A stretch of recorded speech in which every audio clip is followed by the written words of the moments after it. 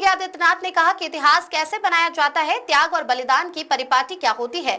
चित्तौड़गढ़ का ये दुर्ग इसका प्रतीक है।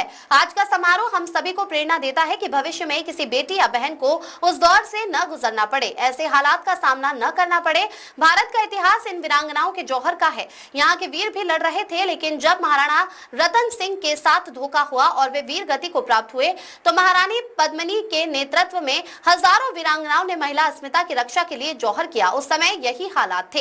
ये उदाहरण था कि किसी विधर्मी को भारत माता की भूमि पर टिकने नहीं देंगे। कर रहे हैं, उसका साक्षात कर रहे हैं।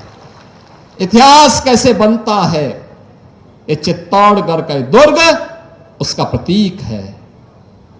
इतिहास कैसे बनाया जाता है, त्याग और बलिदान की परिपाटी क्या होती है, ये दुर्ग उसका प्रतीक है। आज का ये श्रद्धांजलि समारोह हम सबको इस बात के लिए भी प्रेरित कर रहा है, इस बात के लिए भी प्रेरणा दे रहा है कि आने वाले समय में किसी बेटी और किसी बहन को इस प्रकार के दौर से न गुजरना पड़े, उस प्रकार की स्थितियों का सामना न करना पड़े।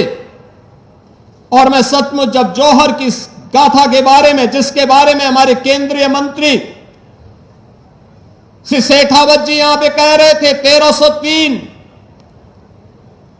1535 और 1568 में जो तीन बड़े जौहर यहां पर देखने को मिले हैं, भारत का इतिहास जिन वीरांगनाओं के इस जौहर से भरा पड़ा है।